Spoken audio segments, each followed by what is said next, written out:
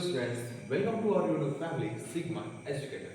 हम लोग last class में सेलुलर रेस्पिरेशन के बारे में बात कर रहे थे और हमने बोला था कि सेलुलर रेस्पिरेशन में हम लोग करते क्या हैं, जो ग्लूकोज होता है उसको हम तोड़कर एटीपी बनाते हैं। ठीक है, और हमने बोला था कि सेलुलर रेस्पिरेशन के 4 स्टेप होते हैं। कौन कौन से? Glycolysis, link reaction, Krebs cycle और एटीएस। और हमने लास्ट क्लास में बात किया ग्लाइकोलाइसिस के बारे में और हमने ग्लाइकोलाइसिस में किया क्या था? ग्लाइकोलाइसिस में हमने क्या किया था? ग्लूकोज को कन्वर्ट किया था किसमें? पायरुविक एसिड में।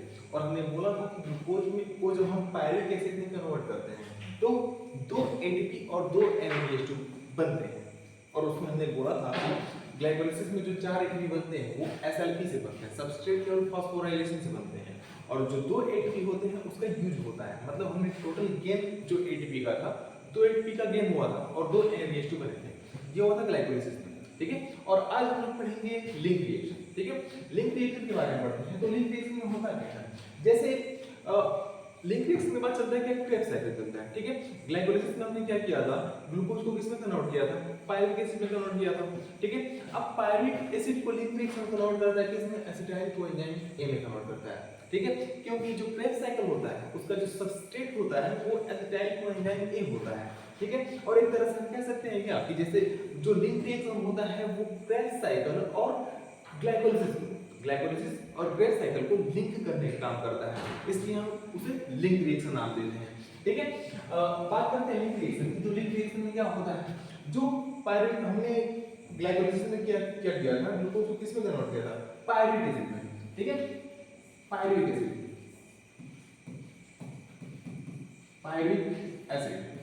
ठीक है, लिंक रिएक्शन में हम लोग क्या करते हैं? इस पायरुविक एसिड को लिंक रिएक्शन में हम इस पायरुविक एसिड को कन्वर्ट करते हैं किसमें? एसिटाइल कोएंजाइम A में। एसिटाइल कोएंजाइम A में कन्वर्ट करते हैं। एसिटाइल कोएंजाइम A में कन्वर्ट करते हैं। एसिटाइल कोएंजाइम A में कन्वर्ट करते हैं। ठीक है, जब हम पायरुविक एसिड होता है 3 कार्बन का मॉलिक्यूल है ये। ठीक है, और ग्लाइकोलाइसिस में पायरुविक एसिड के 2 मॉलिक्यूल बने थे, 2 मॉलिक्यूल ऑफ पायरुविक एसिड बने थे। ठीक है, और ये पायरुविक एसिड होता है 3 कार्बन का। ठीक है, अब लिंक रिएक्शन क्या करता है? इस पायरुविक एसिड को किसमें कन्वर्ट करता है? एसिटाइल कोएंजाइम A में। और ये जो एसिटाइल कोएंजाइम होता है ये होता है 2 कार्बन का मॉलिक्यूल होता है। ठीक है, और 2 कार्बन का मॉलिक्यूल होता है तो इसके भी कितने मॉलिक्यूल बनते हैं? 2 मोल पायरुविक एसिड से 2 मोल एसिटाइल कोएंजाइम A के बनते हैं। ठीक है, अब ये हो गया कितना? 6 कार्बन हो गए, 3 2 ना 6 कार्बन हो गए और बने कितने? 4 कार्बन बने हैं। अब 6 कार्बन से 4 कार्बन बना है तो 2 जो कार्बन होता है वो CO2 के फॉर्म में रिलीज हो जाता है, मतलब यहां से निकलते हैं क्या? 2 CO2 बाहर निकलते हैं। और यहां पे क्या होता है? NADH2 बनता है। NAD प्लस कन्वर्ट होता है NADH2 में कन्वर्ट होता है। ठीक है, और यहाँ पे कुछ कोफैक्टर्स भी काम कर रहे हैं। यहाँ पे जो कोफैक्टर्स होते हैं, यहाँ पे कोफैक्टर्स काम करता है क्या? कोएंजाइम E, ठीक है, lipoic acid, thiamine pyrophosphate, NAD+ और Mg+2, ये सभी कोफैक्टर्स यहाँ पे काम करते हैं। लिपोइक एसिड,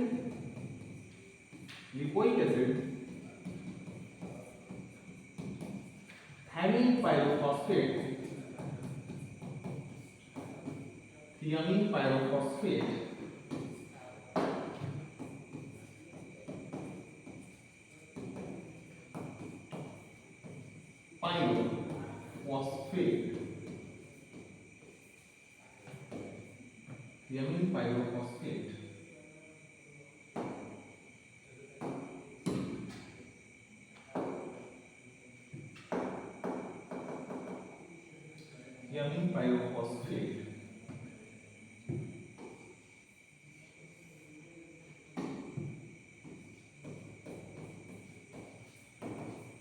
ये सभी काम करते हैं किसमें?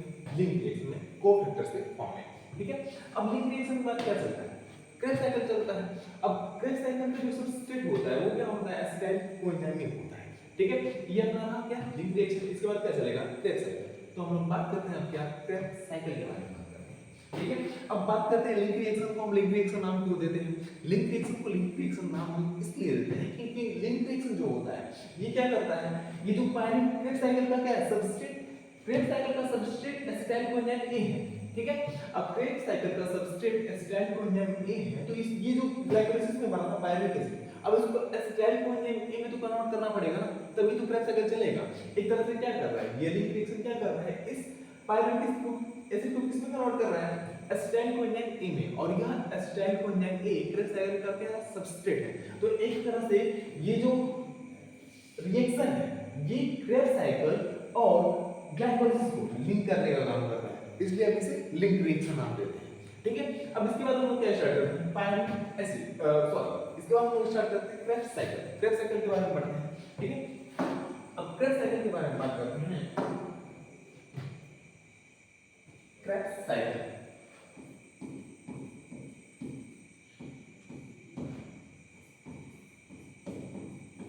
ठीक है। अब क्रेब्स साइकिल बात करते हैं, अब ये जो लिंक रिएक्शन होता है, लिंक रिएक्शन भी माइटोकॉन्ड्रिया के मैट्रिक्स में चलते हैं, ठीक है। अब बात करते हैं क्रेब्स साइकिल की, तो क्रेब्स साइकिल की साइट के बारे में बात करते हैं, तो क्रेब्स साइकिल कहां चलता है, ये भी माइटोकॉन्ड्रियल मैट्रिक्स में चलता है, माइटोकॉन्ड्रियल मैट्रिक्स, क्रेब्स साइकिल भी माइटोकॉन्ड्रिया के मैट्रिक्स में ही चलता है, ठीक है।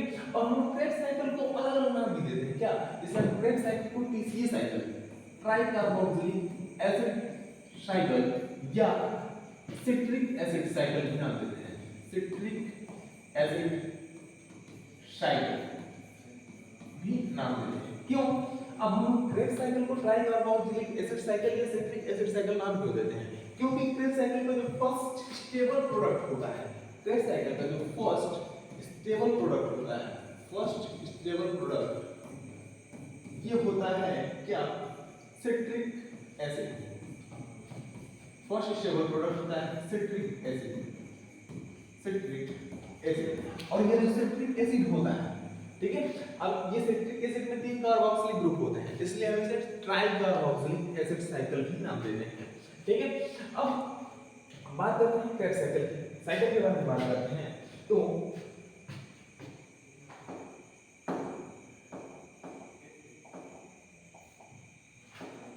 बात करते हैं क्रेब्स साइकिल के बारे में,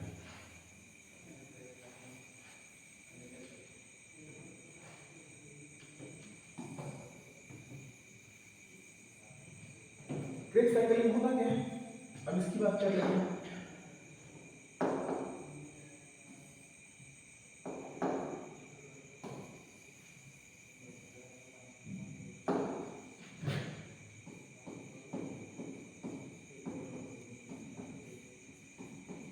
क्रेब्स साइकिल, ठीक है, हमने जैसे बोला था कि क्रेब्स साइकिल में होता है, जैसे ग्लूकोज, सबसे पहले हुआ था क्या, ग्लूकोज, ग्लूकोज को हमने कन्वर्ट किया था किसमें, पायरिक एसिड, पायरिक एसिड में कन्वर्ट किया था, और ग्लूकोज को पायरिक एसिड में हमने कन्वर्ट किया था किसके थ्रू, ग्लाइकोलाइसिस कराया था, इसके लिए प्रोसेस क्या चला था, ग्लाइकोलाइसिस, और ग्लाइकोलाइसिस से हमने ग्लूकोज को किसमें कन्वर्ट किया था, पायरिक एसिड में, और जब हमने ग्लूकोज को पायरिक एसिड में कन्वर्ट किया था तो इसमें क्या हुआ था, इसमें 4 एटीपी बने थे एसएलपी से, और 2 एटीपी का यूज हुआ था, तो हम लोग टोटल जो एटीपी गेन था 2 एटीपी का गेन हुआ था, 2 एटीपी बने थे, और साथ ही साथ 2 एटीपी बने थे, और साथ ही साथ 2 NADH2 भी बने थे, 2 एटीपी बने थे, और साथ ही साथ 2 NADH2 बने थे, 2 एटीपी और 2 NADH2,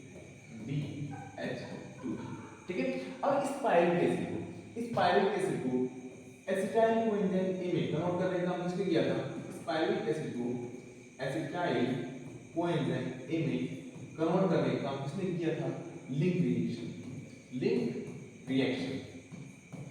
रिएक्शन में इस पायरिक एसिड को किसने कन्वर्ट किया था, एसिटाइल कोएंजाइम ए में, ठीक है।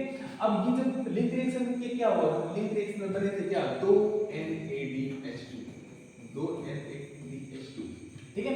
अब यहां से क्या है, यहां से चलता क्या, क्रेब्स साइकिल, ठीक है। अब बात करते हैं क्रेब्स साइकिल की, तो ये जो एसिटाइल कोएंजाइम ए है, एसिटाइल कोएंजाइम ए रिएक्ट करता है किससे, ऑक्सैलो एसिटिक एसिड से, OAA, ऑक्सैलो एसिटिक एसिड। अब ये एसिटाइल कोएंजाइम में होता है 2 कार्बन का मॉलिक्यूल, ठीक है, और ऑक्जेलो एसिड होता है 4 कार्बन का मॉलिक्यूल, ठीक है, और यह एसिटाइल कोलिन में ऑक्जेलो एसिड से रिएक्ट करके क्या बनाता है, सिट्रेट, सिट्रेट। और ये जो सिट्रेट होता है, ठीक है, अब ये 4 कार्बन वाला मॉलिक्यूल 2 कार्बन वाला मॉलिक्यूल 4 कार्बन वाले मॉलिक्यूल से रिएक्ट कर रहा है तो टोटल 6 कार्बन वाला मॉलिक्यूल बनेगा। अब ये जो सिट्रेट होता है ये होता है 6 कार्बन का मॉलिक्यूल, ठीक है। अब सिट्रेट से क्या बनता है, सिट्रेट से बनता है सिस एकोनिकेट, सिस एकोनिकेट बनता है, एकोनिकेट। और इस सिस एकोनिकेट से बनता है क्या, आइसोसिट्रेट, आइसोसिट्रेट, आइसोसिट्रेट, ठीक है। और इस आइसोसिट्रेट क्या बनता है, ऑक्जेलो सक्सिनेट, ऑक्जेलो, ऑक्जेलो सक्सिनेट। और ऑक्जेलो सक्सिनेट से बनता है alpha keto glutarate, alpha keto glutarate, glutarate. और इससे बनता है क्या, succinyl coenzyme, succinyl, succinyl coenzyme A, succinyl coenzyme, succinyl coenzyme A. और इस सक्सिनाइल कोएंजाइम से बनता है क्या, सक्सिनेट, सक्सिनेट। और इस सक्सिनेट से बनता है क्या, फ्यूमेरेट, फ्यूमेरेट। और इस फ्यूमेरेट से क्या बनता है, मैलेट। और इस मैलेट से क्या बनता है, ऑक्जेलो एसीटेट, ठीक है। मतलब ये जो क्रेब्स साइकिल होता है, जैसे मैंने बोला था कि ग्लाइकोलाइसिस, लास्ट क्लास में जब हमने ग्लाइकोलाइसिस के बारे में डिस्कस किया तो हमने बोला था glycolysis 10 steps enzyme control process होती है। ठीक वैसे ये जो क्रेब्स साइकिल होता है ये भी 10 स्टेप एंजाइम कंट्रोल प्रोसेस होता है। तो हम लिख सकते हैं क्या, ये जो क्रेब्स साइकिल होता है क्या, 10 step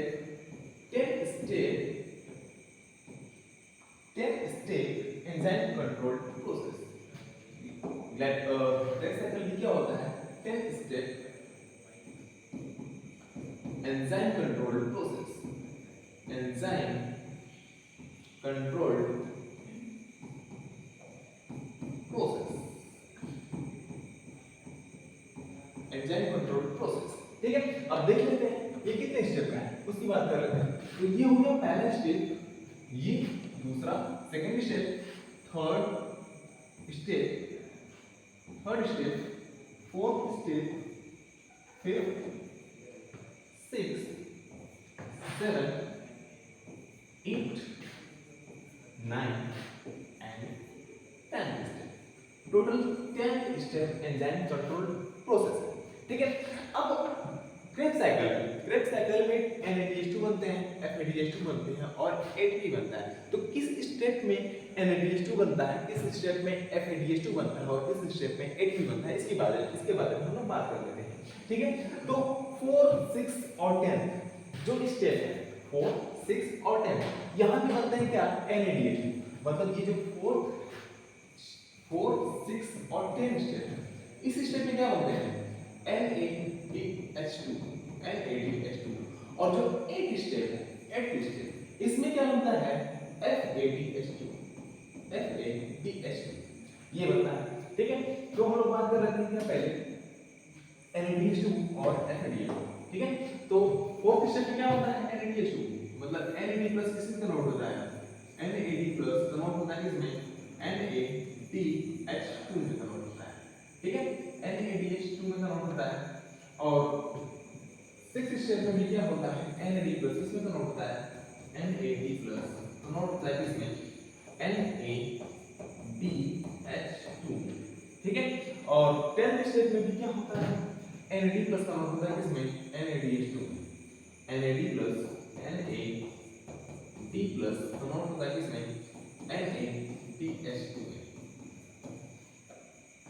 nicotinamide adenine dinucleotide, NADH2 का फुल फॉर्म क्या होता है, निकोटिनामाइड एडेनिन डाइन्यूक्लियोटाइड, ठीक है। और 8th स्टेप में क्या बनता है, FADH2 बनता है। 8th स्टेप में क्या बनता है, FADH2, 8th स्टेप में FAD प्लस कन्वर्ट होता है किसमें, FADH2 में, FeBH2 में कन्वर्ट होता है। ठीक है, अब NAD+ किस स्टेज पे बनता है और FADH2 कहाँ बनता है, इसकी बात कर लिया हमने। तो हम लोग बात करते हैं एंजाइम्स के बारे में। कौन सा एंजाइम्स कहाँ पे वर्क करता है। तो यदि आपको ये स्टेप्स याद है, ठीक है, कि ये सारे स्टेप्स आपको याद है, तो आपको एंजाइम्स को याद करने की जरूरत नहीं है। आपको स्टेप्स ही पता चलेगा कौन सा एंजाइम कहाँ बनेगा, ठीक है, कौन सा एंजाइम कहाँ काम करेगा। ओके, अब बात कर लेते हैं, जब यहाँ भी acetyl enzyme oxalo acetic acid से रिएक्ट करता है तो क्या बनता है, सिट्रेट। तो यहाँ पे एंजाइम काम करता है सिट्रेट सिंथेज। यहाँ पे एंजाइम कौन सा काम करेगा, सिट्रेट सिंथेज। यहाँ पे एंजाइम काम करता है क्या, सिट्रेट सिंथेज,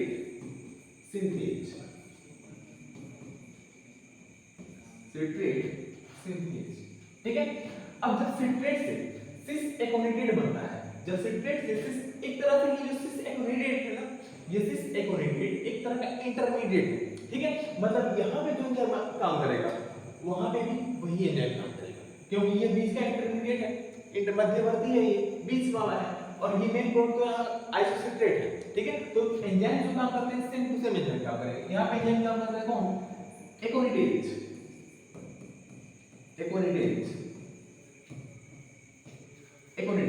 और यहाँ पे कौन एंजाइम काम करेगा, एकोनिडेज। यहाँ पे सेम एंजाइम काम करेगा, कौन सा, एकोनिडेज।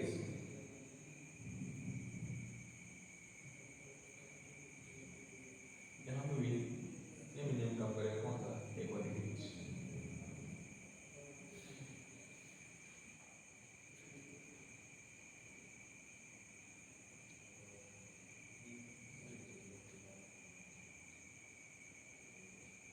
ओके,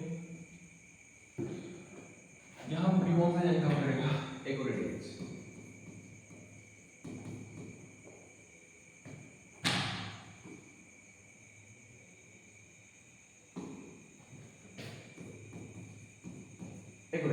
ठीक है, और साथ ही साथ यहाँ पे काम करता है Fe+2 आयन। यहाँ पे भी काम करेगा कौन, Fe+2 आयन, ठीक है। और आइसोसिट्रेट से क्या बनता है, आइसोसिट्रेट से बनता है क्या, ऑक्सैलो सब्सटिनेट। जब आइसोसिट्रेट से ऑक्सैलो सब्सटिनेट बनता है तो क्या यहाँ पे NAD+ हाइड्रोजन लेता है और क्या बनाता है, NADH2 बनाता है। मतलब यहाँ पे क्या हुआ है, डीहाइड्रोजिनेशन हुआ है। तो यहाँ पे एंजाइम काम करता है डीहाइड्रोजिनेज,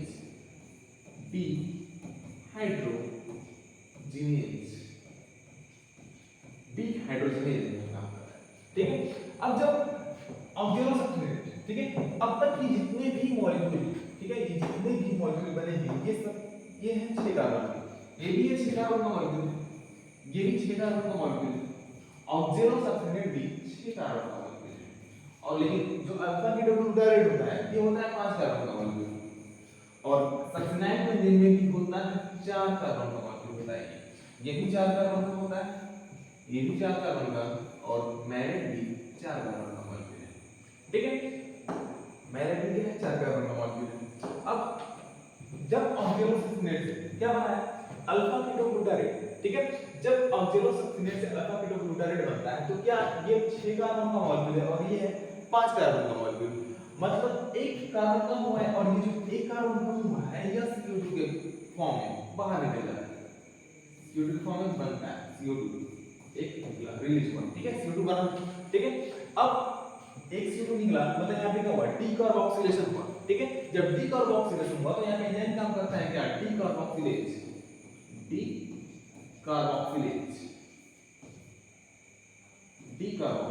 एंजाइम काम करेगा, ठीक है। और इससे क्या बनता है, अल्फा कीटोग्लूटारेट। जब अल्फा कीटोग्लूटारेट क्या बनता है, सक्सिनाइल कोएंजाइम में, अल्फा कीटोग्लूटारेट से सक्सिनाइल कोएंजाइम के बनता है। तो सक्सिनाइल कोएंजाइम में 4 कार्बन का मॉलिक्यूल है, अल्फा कीटोग्लूटारेट 5 कार्बन का मॉलिक्यूल है। मतलब यहाँ पे भी एक कार्बन कम हुआ है, और ये जो एक कार्बन कम हुआ है यही क्या, CO2 यहाँ से निकलता है क्या, CO2 फॉर्म में, CO2 निकला, ठीक है। अब जैसे हमने बोला था कि लिंक रिएक्शन में, जब लिंक रिएक्शन में हमने क्या किया था, जो पायरुविक एसिड था, पायरुविक एसिड को हमने एसिटाइल कोएंजाइम ए में कन्वर्ट किया था। तो वहां पे कुछ कोफैक्टर्स काम किए, जैसे lipoic acid, thiamine pyrophosphate, Mg+2 और NAD+ ठीक है, ये सभी काम किए थे। सेम वैसे जो कोफैक्टर्स लिंक रिएक्शन में काम करते हैं, सेम वही कोफैक्टर्स यहाँ पे भी काम करते हैं। ठीक है, तो यहाँ पे कौन कौन सा कोफैक्टर काम करेगा?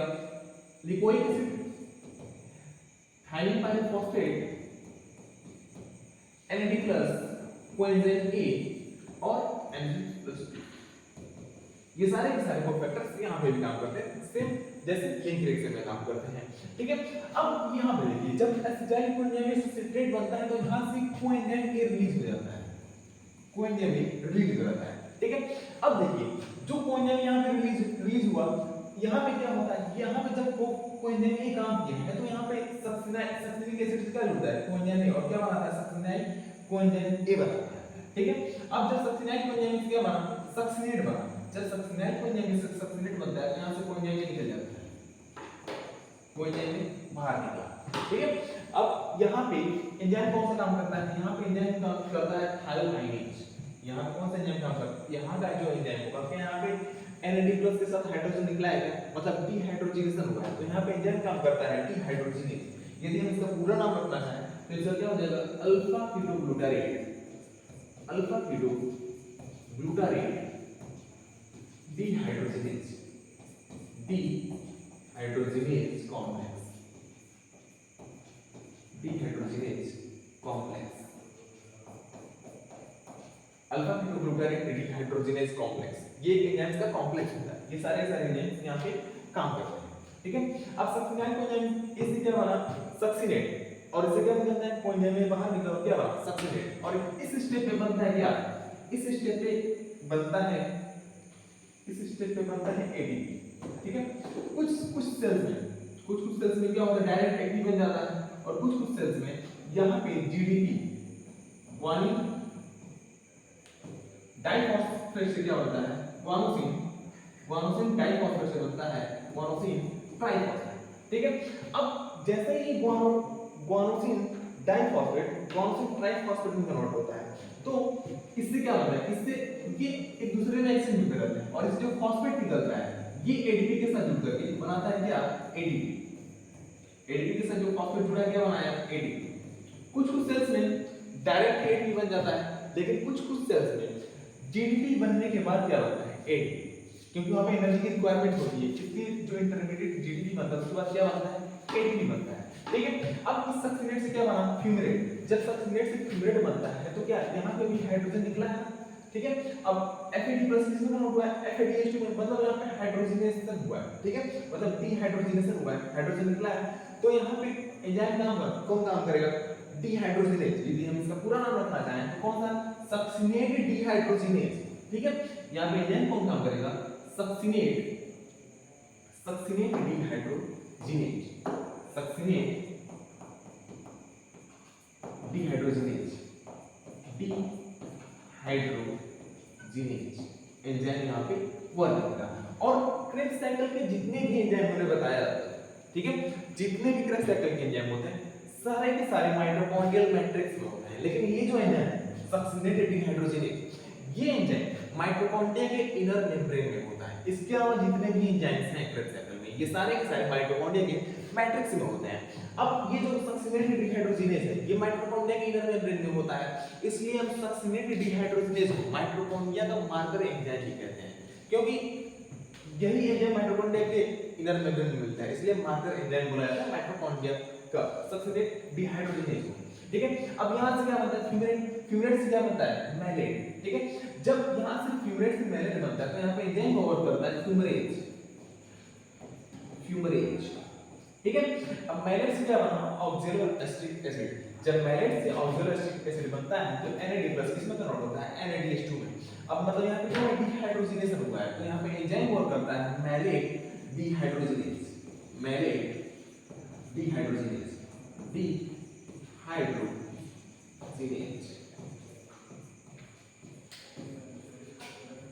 और यहाँ पे जो एंजाइम काम करता है, यहाँ इस स्टेप पे यहाँ पे एंजाइम वर्क करता है थायोकाइनेज,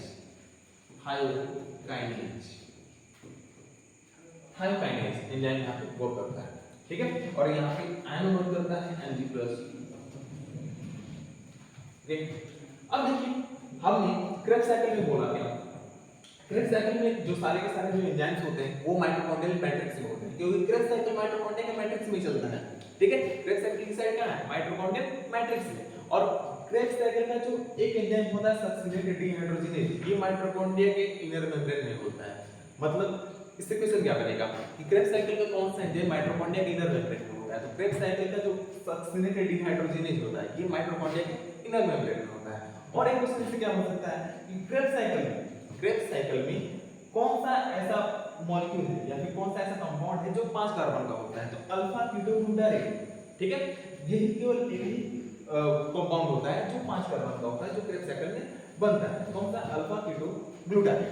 ठीक है, अब बात करते हैं अब ये जो हमने प्रोसेस चला है क्रेब्स साइकिल में, ठीक है, ये हमें 1 मोल एसिटाइल कोएंजाइम बन गया है। ठीक है, लेकिन जब ग्लूकोज एसिटाइल कोएंजाइम ए में कन्वर्ट हुआ था, मतलब ग्लूकोज से पायरिक एसिड बना था, पायरिक एसिड से क्या बना था? Acetyl coenzyme A. तो एसिटाइल कोएंजाइम ए के 2 मॉलिक्यूल बने थे।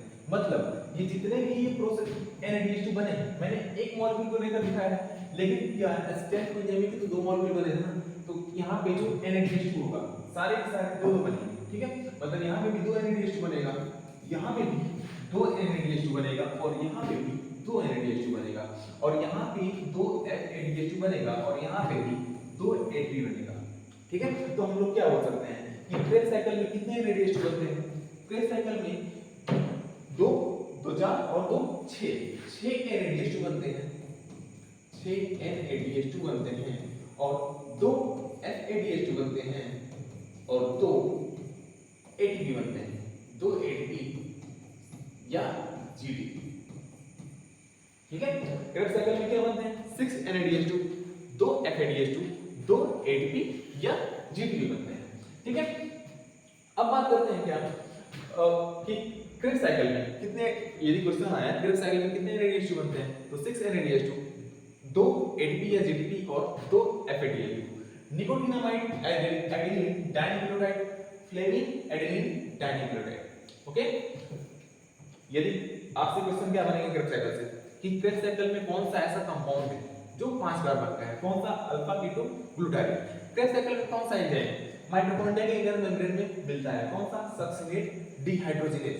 क्रेब्स साइकिल में कितने NADH2 बनते हैं? तो 6 NADH2 बनते हैं। कितने FADH2 बनते हैं? तो 2 FADH2 बनते हैं। और कितने ATP या GTP बनते हैं? तो 2 ATP या GTP बनते हैं। ठीक है, और क्रेब्स साइकिल चलता कहाँ है? माइटोकॉन्ड्रिया के मैट्रिक्स में चलता है। यदि कोई पूछा जाए कि जो क्रेब्स साइकिल के जितने भी एंजाइम्स होते हैं, ठीक है, क्रेब्स साइकिल के ज्यादातर एंजाइम माइटोकॉन्ड्रिया के मैट्रिक्स में होता है, लेकिन क्रेब्स साइकिल का एक अपवाद हो, ये सक्सिनेट डिहाइड्रोजिनेज माइटोकॉन्ड्रिया के इनर मेम्ब्रेन में होता है। ओके, बस क्रेब्स साइकिल में इतना ही, और नेक्स्ट क्लास में हम लोग देखेंगे ATS के बारे में। Thank you.